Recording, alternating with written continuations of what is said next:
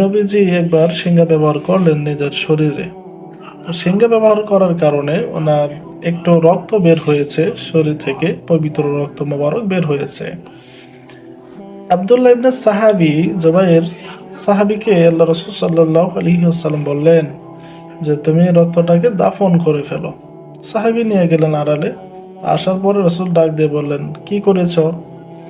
আব্দুল্লাহ ইবনে জুবাইর বলেন, ইয়া রাসূলুল্লাহি সাল্লাল্লাহু আলাইহি ওয়াসাল্লাম, আপনার তো রক্ত আমি খেয়ে ফেলেছি। সুবহানাল্লাহ।